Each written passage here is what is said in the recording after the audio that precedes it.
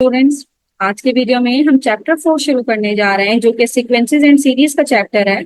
और इसकी एक्सरसाइज 4.1 का पार्ट 1 करने जा रहे हैं जिसमें हम सीक्वेंस के बारे में बात करेंगे।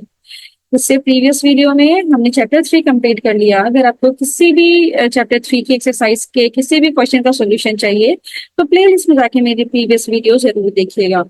आज की वीडियो में हम सीक्वेंस के हवाले से बात कर रहे हैं और सीक्वेंस की डेफिनेशन ये है कि an ordered set of numbers form according to a definite rule is called a sequence. यानी कि कोई भी ऐसा हमारे पास सेट ऑफ नंबर्स हो जो कि किसी रूल के अकॉर्डिंगली उसकी फॉर्मेशन हुई भी हो, यानी कि कोई ना कोई रूल उस पर एप्लीकेबल हो। सपोज हम यहाँ पे बात करते हैं कि मेरे पास एक सीक्वेंस है और सीक्वेंस को रिप्रेजेंट करने के लिए हम ए एन यूज करेंगे। अब सपोज करते हैं 2, 4, 6, 8, ये मेरे पास एक सीक्वेंस है जो एक रूल के तहत जनरेट हुई हुई है। और रूल क्या है कि आप 2 के बाद 4, 4 के बाद 6, 6 के बाद 8, यानी कि हर किसी में आप +2 करते जा रहे हैं। इस तरह से कोई भी रूल इसमें जनरेट हो सकता है। अब सपोज करते हैं कि एक और सीक्वेंस है मेरे पास जो कि है 5, 9, 13 एंड सो ऑन। अब ये भी एक रूल के तहत जनरेट हुई हुई है। और रूल क्या है इसमें कि अगर आप 4 को n से मल्टीप्लाई करें और +1 करें तो ये सीक्वेंस जनरेट होती है। अब इसमें आप n की वैल्यू 1 पुट करें, n की वैल्यू 2 पुट करें, n की वैल्यू 3 पुट करें तो आपके पास ये सीक्वेंस आएगी। अगर n की जगह पे हम 1 पुट करते हैं तो 4 1 जा 4 +1 इज 5, पहली टर्म आ रही है। n की जगह पे 2 पुट करें, 4 2 जा 8, 8 +1 इज 9। n की जगह पे 3 पुट करें, 4 3 जा 12 +1 इज 13। तो इस तरह से हमारे पास सीक्वेंस जनरेट हो रही है। और ये जो सीक्वेंस हमारे पास जनरेट होती है ये किसी रूल के अकॉर्डिंगली जनरेट होती है। तो हम इस एक्सरसाइज में यही सीक्वेंस की पढ़ने जा रहे हैं कि अगर ये सीक्वेंस आपके पास है तो इसकी nth टर्म कैसे फाइंड आउट करें। nth टर्म का मतलब है कि किस रूल के अकॉर्डिंगली वो फॉर्म हुई हुई इक्वेशन, किस रूल के अकॉर्डिंगली वो सीक्वेंस फॉर्म हुई है, वो हम nth टर्म फाइंड आउट करें। या किसी क्वेश्चन में हमें nth टर्म गिवन होगा और हमसे कहा जाएगा कि आप उसकी टर्म्स फाइंड आउट करें। तो टर्म्स को रिप्रेजेंट किस तरह से किया जाता है, ये पहली टर्म है तो उसको लिखेंगे हम a1, दूसरी टर्म है तो a2, n की जगह पे 2 आ जाएगा, तीसरी टर्म है तो n की जगह पे 3 आ जाएगा। तो ये टर्म्स लिखने का तरीका है, राइट। तो इस तरह से हम सीक्वेंस के हवाले से बात करेंगे। एक्सरसाइज 4.1 में हमारे पास जो क्वेश्चन नंबर 1 है इसमें हमसे पूछा गया है कि आप nth रूल यानी कि nth टर्म फाइंड आउट करने का फॉर्मूला बताइए। कि अगर सपोज हमारे पास कोई गिवन है सीक्वेंस, जैसे कि सीक्वेंस पार्ट 1 में हमें गिवन है 2, 4, 6, तो आप ये बताइए कि ये किस रूल के तहत ये जनरेट हुई हुई होगी। उसको हम रूल भी कह सकते हैं या हम उसको कह सकते हैं कि वो उसकी nth टर्म है। तो स्टूडेंट पहली टर्म तो मेरे पास है 2। अब 2 अगर मेरे पास पहली टर्म है यानी कि a1 मेरे पास अगर 2 है तो a2 मेरे पास है 4। 4 का मतलब ये है कि जब मैं 2 को 2 से मल्टीप्लाई करूंगी तो मेरे पास आएगा 4। और a3 का मतलब ये है कि अगर मैं 2 को 3 से मल्टीप्लाई करूंगी तो मेरे पास आ जाएगा 6। और 2 को 1 से मल्टीप्लाई करने से मेरे पास आएगा 2, यहाँ पे आ जाएगा 4, फिर आएगा 6।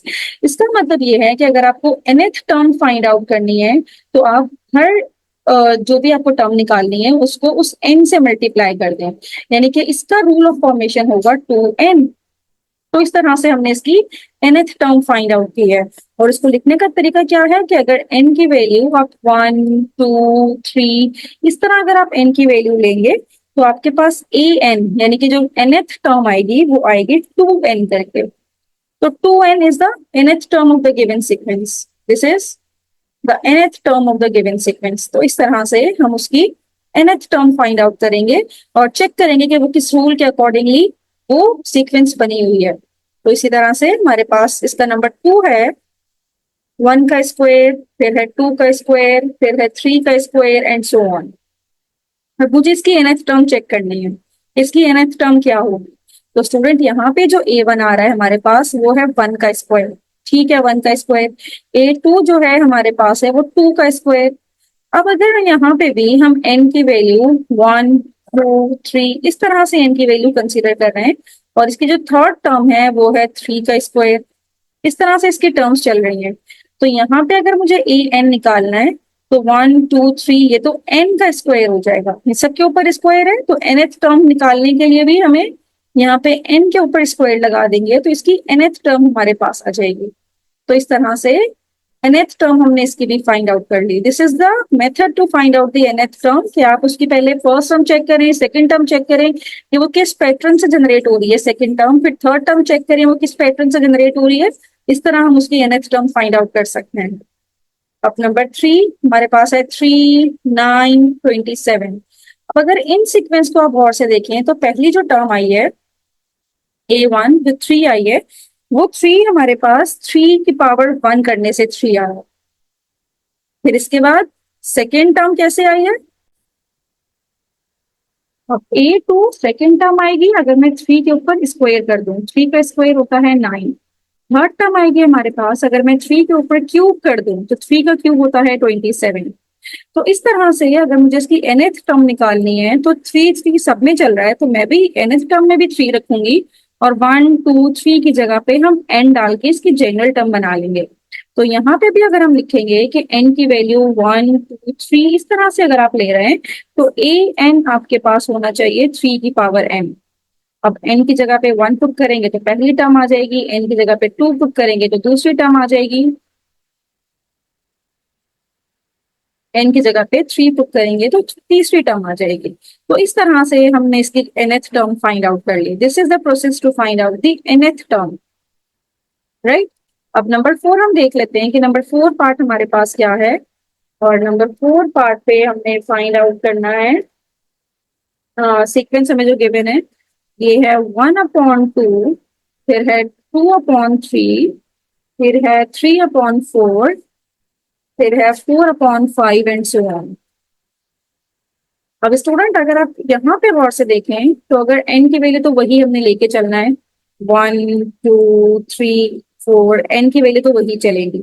लेकिन अगर आप पहली टर्म को देखें, अगर A1 की अगर मैं बात करूं, यानी कि पहली टर्म की बात करूं, N1 की बात करूं, तो ऊपर तो 1 ही है, यानी कि n ही है, ठीक है, 1 ही है। 1 का मतलब ये है n की वैल्यू 1 और डिनोमिनेटर में 2 है, इसका मतलब ये है कि यहाँ पे 1+1 है, यानी कि ऑलरेडी ऊपर जो मौजूद है उसमें एक दफा और प्लस कर दिया, तभी हमारे पास 1/2 आया। और अगर मैं इसके सेकंड टर्म की बात करूं तो ऊपर n है, यानी कि 2 ही आना चाहिए था क्योंकि n की वैल्यू 2 करने से सेकंड टर्म आएगी और डिनोमिनेटर में 2+1 करने से 2/3 हो जाएगा।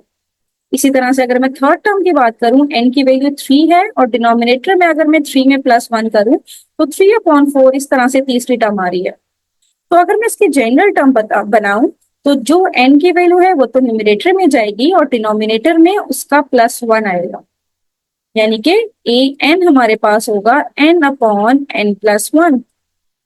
इस तरह से इसकी nth टर्म हमारे पास, यानी कि रूल ऑफ फॉर्मेशन इसका क्या होगा, n/n+1। This is your nth term. इस तरह से nth टर्म फाइंड आउट करनी है हमने कि पहले फर्स्ट टर्म देखनी है कैसे बनी है, सेकंड टर्म उसी पैटर्न से जनरेट हो रही है कि नहीं हो रही, थर्ड टर्म उसी पैटर्न से जनरेट हो रही है, तो हम उसकी nth term easily find out कर सकते हैं। नाउ नंबर 5, और नंबर 5 में हमारे पास है 1, -1/3, फिर है 1/9, फिर है 1/27 एंड सो ऑन। तो अगर आप इसकी फर्स्ट टर्म देखें तो फर्स्ट टर्म से तो कुछ समझ में नहीं आ रहा, वो तो 1 ही है, लेकिन जो इसकी सेकेंड टर्म है वो -1/3 है। तो स्टूडेंट इसकी जो nth टर्म बनेगी, मतलब इसकी n1 तो 1 है, और 1 कैसे आया है कि अगर मैं किसी भी टर्म के ऊपर अगर 0 लिख दूं, पावर 0 हो तो वो तो 1 के इक्वल है। इसकी सेकेंड टर्म कैसे आई है कि अगर मैं -1/3 के ऊपर पावर 1 करूं। अब ऑल्टरनेट साइन चल रहा है, ऑल्टरनेट साइन किस तरह से चलेंगे कि इसकी पावर n-1 होनी चाहिए, यानी कि अगर मैं 1 - 1 करती हूँ तो 0 आता है, तो 1 - 1 करना पड़ेगा। यहाँ पे 2 - 1, यानी कि 2 - 1 हम करेंगे तो 1 आएगा, तो -1/3 की पावर 1 -1/3 के इक्वल है। और n3 किस तरह से निकलेगा कि अगर मैं -1/3 और पावर 3 - 1, पावर 3 - 1 2 हो जाएगी, और जब पावर स्क्वायर हो जाएगा तो ये माइनस खत्म हो जाएगा और 1/9 हो जाएगा। तो इस तरह से इसकी nth टर्म जनरेट होगी। तो अगर n की वैल्यू 1, 2, 3 रखें तो यहाँ पे अगर मुझे nth टर्म निकालनी है, सॉरी ये सब a था, अगर मुझे इसकी nth टर्म निकालनी है तो वो क्या होगा कि -1/3 सब में आ रहा है, तो -1/3 लिखा, और यहाँ पे n-1 पावर में आ जाएगा n-1। तो यहाँ पे nth टर्म फाइंड आउट करने का तरीका ये है कि -1/3 और इसकी पावर आप कर दें n-1। This is the method to find out the nth term of the given sequence, right. Now ये हमारे पास रह गई है लास्ट नंबर 6, और नंबर 6 में हमारे पास है, नंबर 6 है 1, 8, 27, फिर है 64। अब स्टूडेंट इन नंबर को अगर आप गौर से देखें तो पहली जो ये नंबर आया है 1, तो 1 तो हमारे पास 1 1 ही है। 2 किस तरह से आया कि अगर मैं 2 का क्यूब ले लूं तो मेरे पास 8 आएगा, 1 का क्यूब ले लूं तो 1 ही आएगा। फिर मैं 27 का मतलब ये है कि अगर मैं 3 का क्यूब ले लूं, 3 की पावर 3 करूं, 3 की पावर 3 इज 27, 4 की पावर 3 इज 64। इसका मतलब ये है कि अगर n की वैल्यू आप 1, 2, 3, 4 रखेंगे तो ए एन आपके पास आएगा। अब देखें 1, 2, 3, 4 चल रहा है तो n n ही रहेगा, और n की पावर क्यूब करने से ये सीक्वेंस जनरेट हो रही है। तो इसका मतलब ये है कि इसकी nth टर्म आएगी जब आप n की पावर 3 करेंगे, यानी कि हर n पे आप क्यूब लगा देंगे तो आपके पास ये सीक्वेंस जनरेट हो जाएगी। तो इस तरह से हमने रूल ऑफ फॉर्मेशन यानी कि nth टर्म फाइंड आउट करने का तरीका सीखा। क्वेश्चन नंबर 1 हमने यहाँ पे कंप्लीट कर लिया। Now moving toward the next question. अब स्टूडेंट क्वेश्चन नंबर 2 करने जा रहे हैं। क्वेश्चन नंबर 2 में हमें जनरल टर्म्स गिवन होंगी, जिस तरह से अभी हमने जनरल टर्म्स फाइंड आउट की हैं। क्वेश्चन नंबर 2 में हमें जनरल टर्म्स गिवन होंगी और हमने उसकी फर्स्ट 5 टर्म निकालने हैं। तो फर्स्ट वन हम देख लेते हैं। फर्स्ट वन में जो हमें जनरल टर्म गिवन है वो है 2n/3, और ब्रैकेट में है n+1। तो स्टूडेंट फर्स्ट 5 टर्म्स निकालने के लिए हमें क्या करना पड़ेगा, n की वैल्यू पुट करनी पड़ेगी। पहले 1, फिर पुट करेंगे 2, फिर 3, फिर 4, फिर 5 पुट करके जो भी हमारे पास टर्म्स आ रही होंगी उसकी हम सीक्वेंस बना के बता देंगे कि इसकी फर्स्ट 5 टर्म्स ये हैं। तो सबसे पहले अगर मैं n की जगह पे 1 पुट करूं, n की जगह पे 1 पुट करूं तो ये हो जाएगा a1। अब n यहाँ पे है और n यहाँ पे है, तो यहाँ पे n आएगा, 1 पुट कर देंगे, और यहाँ पे भी n आ जाएगा तो 1+1 हो जाएगा। तो ये हो जाएगा 2/3 और 1+1 2, तो 2 × 4/3। तो a1 हमारे पास आया है 4/3। पहली टर्म तो हमने निकाल ली, दैट इज 4/3। अब सेकेंड टर्म निकालने के लिए हम पुट करेंगे n की वैल्यू 2, और n की वैल्यू 2 पुट करने के लिए एक n यहाँ पे है तो 2 पुट कर देंगे अपॉन 3, और n+1, n की वैल्यू है 2+1। अब इसको सिंप्लीफाई करेंगे, 2 × 4/3 और 2+1 हो जाएगा 3। अब इसको फर्दर सिंप्लीफाई करेंगे तो a2 3 से 3 कैंसिल हो जाएगा, तो a2 हमारे पास आ जाएगा, दैट इज 4। तो इस तरह से हमारे पास a2 भी आ गया, इसकी सेकेंड टर्म आ गई जो कि है 4।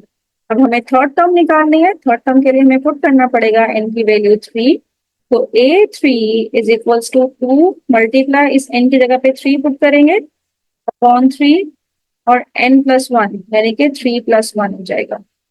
तो 3 से 3 यही कैंसिल कर देते हैं, और 2 मल्टीप्लाई करेंगे 3+1 4 से, तो 4 2 8 हो जाएगा। तो थर्ड टर्म इसकी हमारे पास आएगी 8। तो तीसरी टर्म भी आ गई, और नेक्स्ट टर्म फाइंड आउट करने के लिए हमें n की वैल्यू 4 पुट करनी पड़ेगी। तो a4 हो जाएगा, n की जगह पे 4 पुट करेंगे अपॉन 3 और 4+1। तो फर्दर सिंप्लीफाई करें, 4 2 8/3 और 4+1 होता है 5, तो 8 5 40, तो ये हो जाएगा 40/3। तो फोर्थ टर्म भी आ गई इसकी 40/3। और फिफ्थ टर्म के लिए n की वैल्यू हम पुट करेंगे 5, तो a5 हो जाएगा, यहाँ पे n है और यहाँ पे n है, 2 n की जगह पे आ जाएगा 5/3 और 5+1। तो 5 2 10/3 और 5+1 होता है 6, 3 1 3 3 2 6, तो a5 आ जाएगा 10 2 20। तो इस तरह से a5 की वैल्यू आ गई 20। तो पांचों टर्म्स की हमारे पास वैल्यू आ गई है, तो हम लिखेंगे the first five terms of the given general terms are, कौन कौन सी हैं? पहली तो है 4/3, दूसरी है 4, फिर है 8, फिर है 40/3, फिर है 20। तो this is your final result. इस तरह से हमने पांचों टर्म्स निकाल के दिखा दी। Now moving toward this second part, और सेकेंड क्वेश्चन में हमने अगेन यही काम करना है कि फर्स्ट 5 टर्म्स निकालनी है। इसका पार्ट 2 करते हैं। सेकेंड पार्ट है इसका -1 की पावर n+1, और ये मल्टीप्लाई होगा 3n-1 से। तो ये भी an, हमारे पास हमें an गिवन है -1 की पावर n+1, और मल्टीप्लाई हो रहा है 3 की पावर n-1। अब इसकी फर्स्ट 5 टर्म फाइंड आउट करते हैं। तो इसकी 5 टर्म निकालने के लिए उसी तरह से पहले n की वैल्यू 1 पुट करेंगे, तो a1 हो जाएगा। n यहाँ पे और इनकी पावर्स में है, तो -1 n+1 यानी कि 1 + 1 हो जाएगा, और यहाँ पे n-1 यानी कि 1 - 1। तो ये हो जाएगा -1 की पावर 2 और 3 की पावर 1 - 1 0। -1 के ऊपर स्क्वायर है, जब -1 के ऊपर स्क्वायर है तो ये माइनस तो खत्म हो जाएगा क्योंकि ऊपर इवन पावर है। तो यहाँ पे हमारे पास सिर्फ +1 हो जाएगा, और 3 की पावर 0 ये भी 1 ही होगा। तो a1 यहाँ से आ गया 1 1 ज़ा 1। तो फर्स्ट टर्म तो आ गई हमारे पास, दैट इज 1। अब सेकेंड टर्म n की वैल्यू 2 पुट करने से, और a2 हो जाएगा मेरे पास -1 की पावर n+1, n की जगह पे 2 पुट करें, 2 + 1 मल्टीप्लाई 3 की पावर n-1, n की जगह पे 2 पुट करें तो 2 - 1। तो ये हो जाएगा -1 की पावर 2 + 1 3, और 3 की पावर 2 - 1 इज 1। -1 के ऊपर हमारे पास ऑड पावर है। ऑड पावर का मतलब ये है कि -1 रहेगा, और 3 की पावर 1 इज 3। तो a2 हमारे पास आ जाएगा -3। तो इस तरह से सेकेंड टर्म भी आ गई जो कि है -3। अब थर्ड टर्म निकालनी है, तो n की वैल्यू 3 पुट करेंगे, तो ये हो जाएगा -1 की पावर 3 + 1, और 3 की पावर 3 - 1। तो -1 की पावर 4 हो जाएगी, और 3 की पावर 2 हो जाएगा। तो ये सिंप्लीफाई करेंगे तो -1 के ऊपर इवन पावर है, तो ये +1 हो जाएगा, और 3 का स्क्वायर 9, तो 9 1 ज़ा 9। तो थर्ड टर्म हमारे पास आ गई 9। तो a3 भी हमने निकाल लिया, टोटल 5 टर्म्स निकालनी है। तीसरी टर्म भी निकाल ली।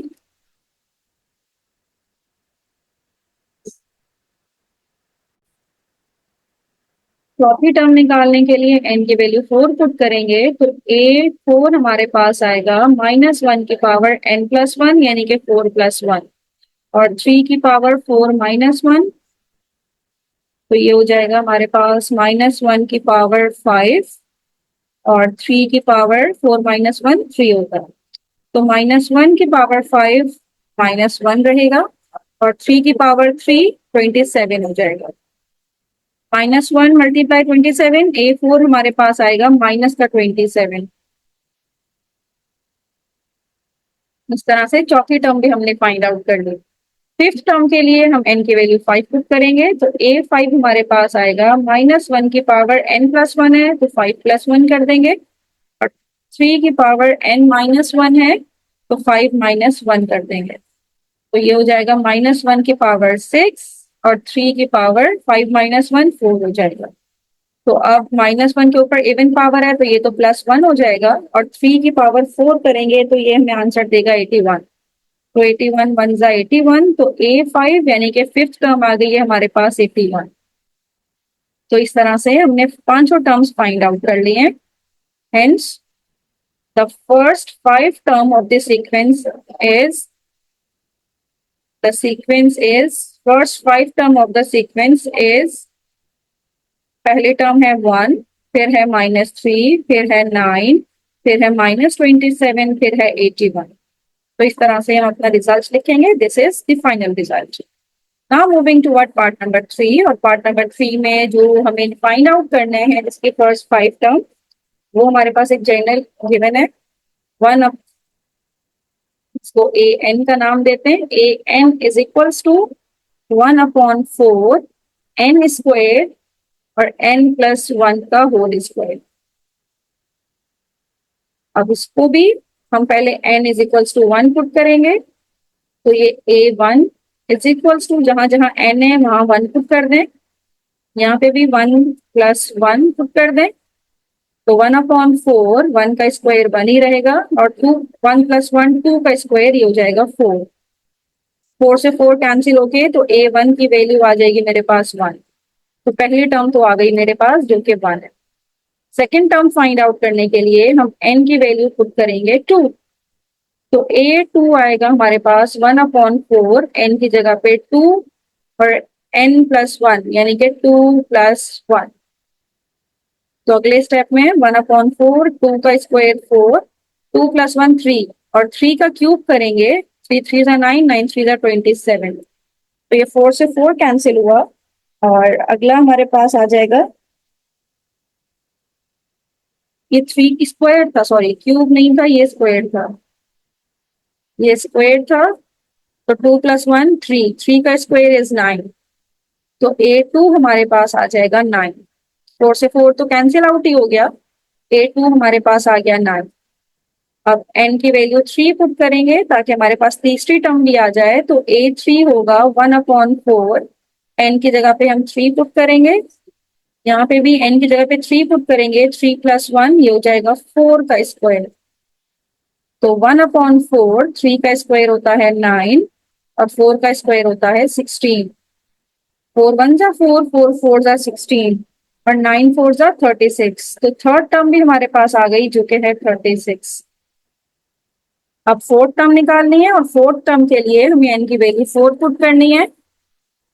Now put n is equals to 4, तो a4 हो जाएगा हमारे पास 1/4, n की जगह पे आ जाएगा 4 और 4+1, 4+1 का स्क्वायर। तो 1/4, 4 का स्क्वायर हो जाएगा 16, 5 4+1 5, 5 का स्क्वायर 5 5 जा 25। तो 4 1 जा 4, 4 4 जा 16, राइट। और 25 को 4 से मल्टीप्लाई करें तो आंसर आता है 100। तो चौथी टर्म भी आ गई जो कि है 100। और अब फिफ्थ टर्म के लिए n की वैल्यू 5 पुट करेंगे, तो a5 is equals to 1/4, n की जगह पे 5 पुट किया, n+1 यानी कि 5+1, तो ये हो जाएगा 1/4, 5 का स्क्वायर 25, 5+1 6, 6 का स्क्वायर हो जाएगा 36। 4 1 जा 4, 4 9 जा 36, और जब 25 को 9 से हम मल्टीप्लाई करें तो रिजल्ट आएगा 225। तो ये मेरे पास इसकी फिफ्थ टर्म भी आ गई है। तो पांचों टर्म आ गई हैं, तो हम यहाँ पे मेंशन कर देंगे, hence the first 5 terms of the given sequence, the first 5 terms of the given sequence are, पहले है 1, फिर है 9, फिर है 36, चौथी टर्म थी 100, फिर है 225। This is your final result. तो इस तरह से हमने सीक्वेंस फाइंड आउट किया और अपना आंसर फाइंड आउट किया। Now moving toward the next question, इसी का हम पार्ट 4 करने जा रहे हैं, और पार्ट 4 में जो हमें ए एन यानी कि सीक्वेंस जो हमें गिवन है, ये है n/3n+1।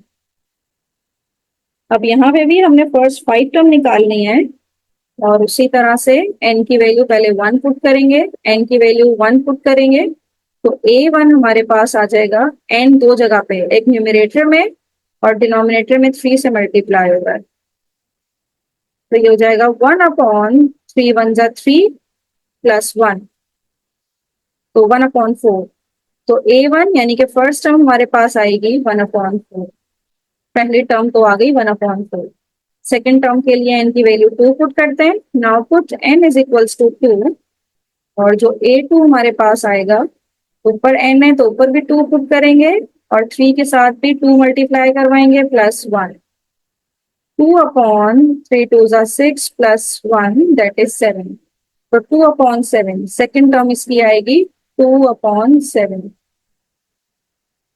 इस तरह से हमारे पास इसकी सेकेंड टर्म आ गई है। अब इसकी थर्ड टर्म के लिए हम n की वैल्यू 3 पुट करेंगे। तो A3 is equals to 3/3 into 3 plus 1। तो 3 3 9 प्लस 1 10 हो जाएगा। तो A3 हमारे पास आ जाएगा 3/10। तो ये तीसरी टर्म है हमारे पास A3। फोर्थ टर्म के लिए n की वैल्यू 4 पुट करेंगे। तो ये हो जाएगा A4, n की वैल्यू 4, न्यूमरेटर में 4 पुट करेंगे और डिनोमिनेटर में 3 के साथ मल्टीप्लाई होगा। तो ये हो जाएगा 4/4 3 जा 12 प्लस 1।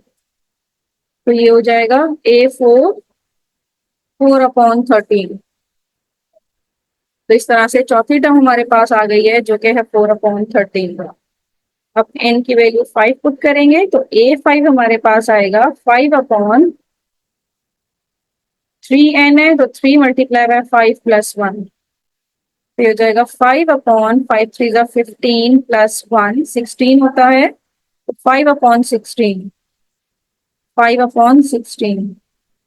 तो इस तरह से हमने पांचों टर्म्स फाइंड आउट कर लिए हैं। तो हम लिखेंगे लास्ट में hence the first 5 terms are the first 5 terms of the given first 5 terms of the sequence are. पहली है 1/4, फिर है 2/7, फिर है 3/10, फिर है 4/13, फिर है 5/16। This is your final result.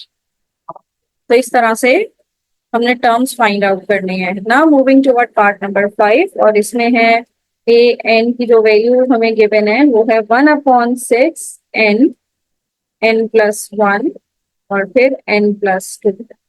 अब यहाँ पे भी 5 टर्म फाइंड आउट करने के लिए हमें सबसे पहले n की वैल्यू 1 पुट करनी है। तो ये हो जाएगा A1 इज इक्वल्स टू 1/6, जहां जहां n है हम 1 पुट कर देंगे। तो ये हो जाएगा 1+1, यहाँ पे भी 1+2।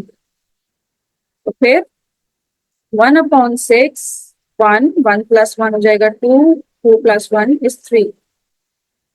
तो 3 2 जा 6 6/6 कैंसिल होके A1 की वैल्यू आएगी 1।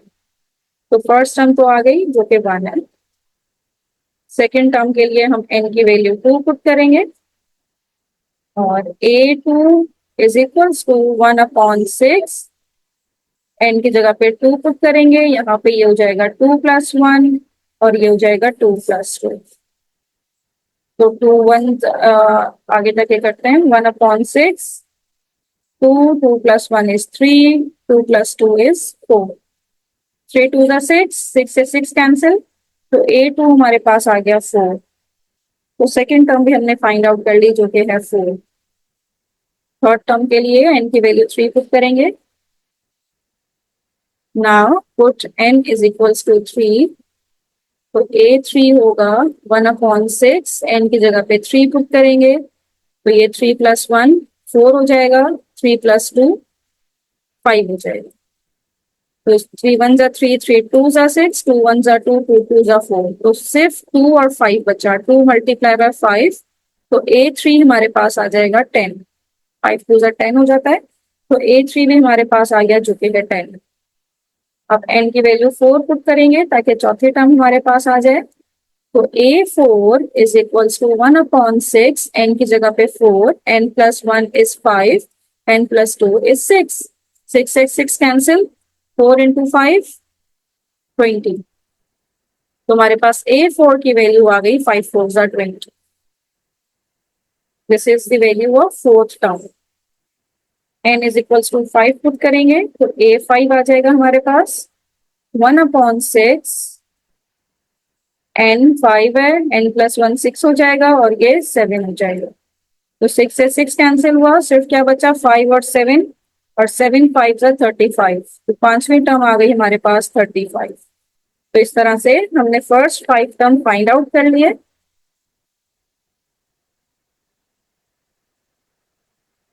तो हम यहाँ पे लिखेंगे hence the first 5 terms of the sequence are, पहले टर्म है 1, फिर है 4, फिर है 10, फिर है 20, फिर है 35। This is your final result. Now moving toward part number 6, और पार्ट नंबर 6 में हमारे पास जो जनरल टर्म गिवन है वो है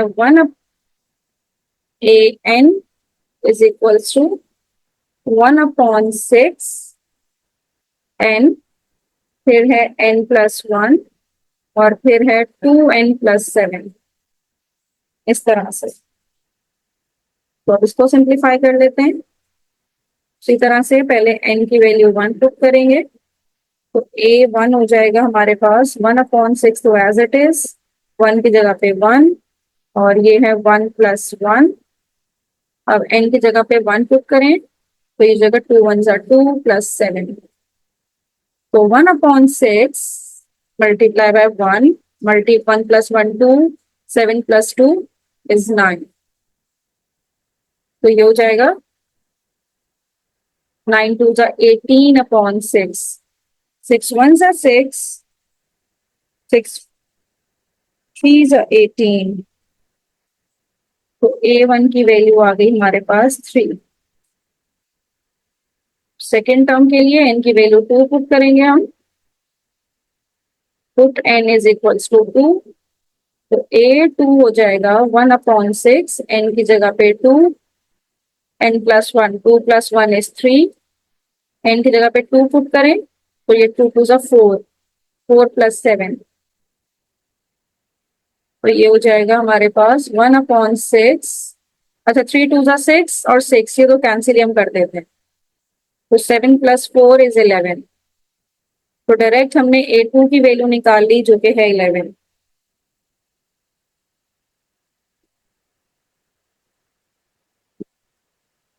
नाउ थर्ड के लिए n की वैल्यू 3 पुट करते हैं, तो a3 is equals to 1/6, n की जगह पे आ गया 3, n+1, 3 + 1 4, अब यहाँ पे 3 पुट करें, 3 2s are 6, 6 + 7, ये भी हम सॉल्व करते हैं, ये हो जाएगा 1/6 मल्टीप्लाई बाय 3 4, और 6 + 7 is 13, सिंप्लीफाई करेंगे,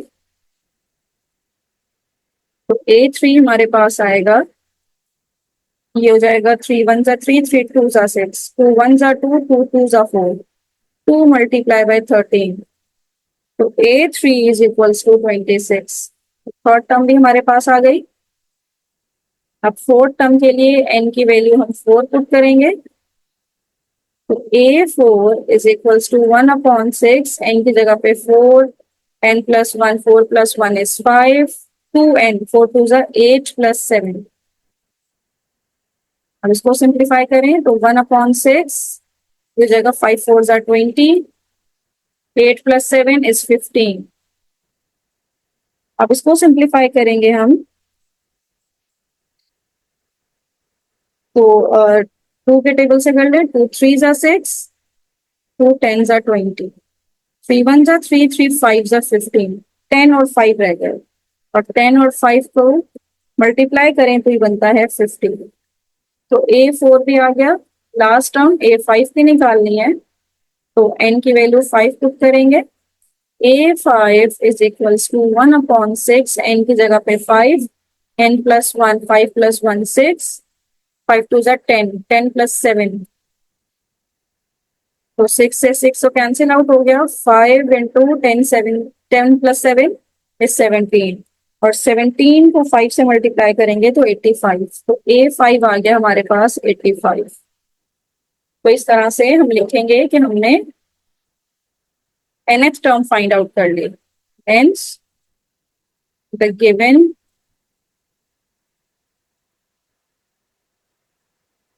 Hence the first five terms are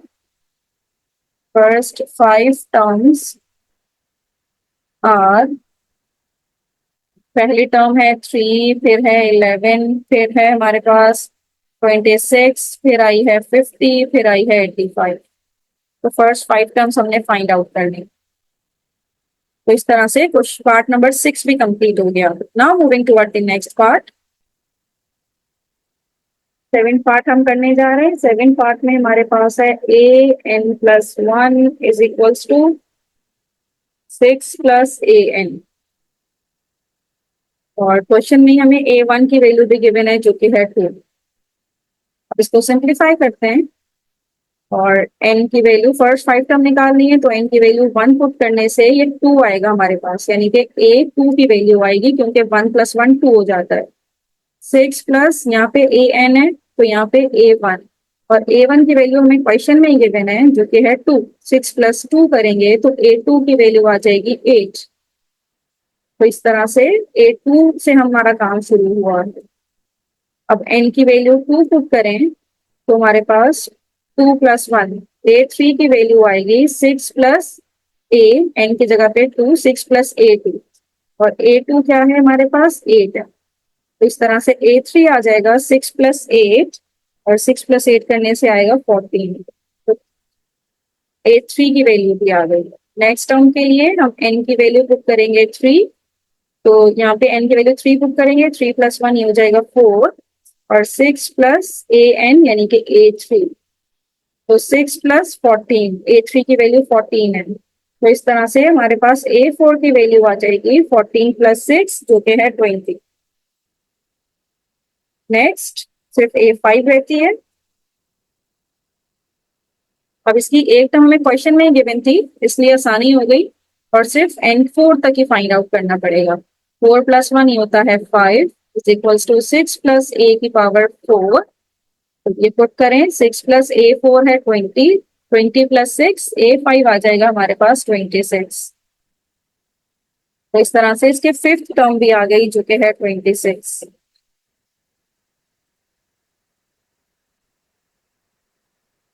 तो इस तरह से इसकी फर्स्ट फाइव टर्म्स एक तो हमें गिवन थी 2, 8, 14, 20 and 26। These are the first five terms।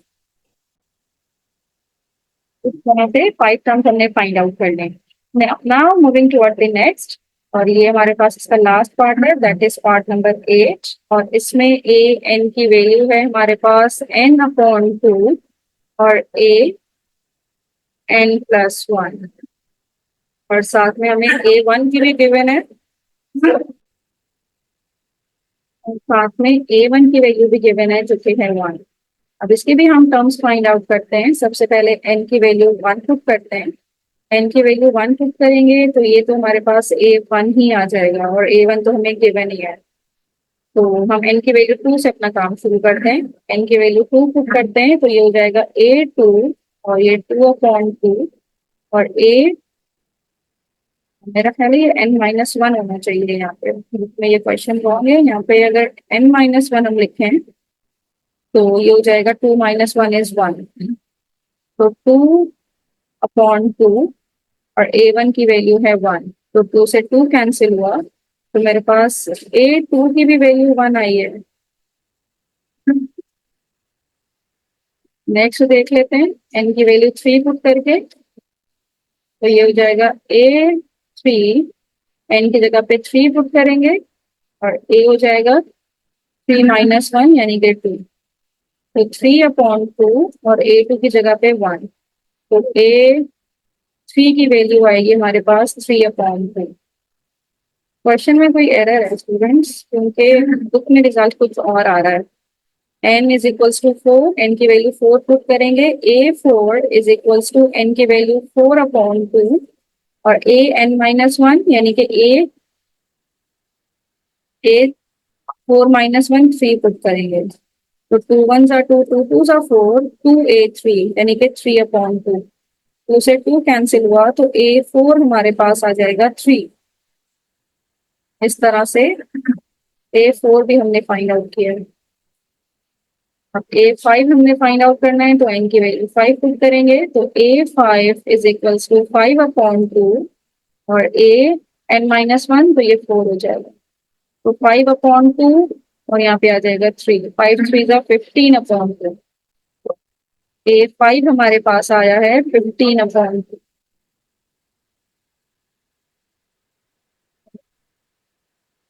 तो इस तरह से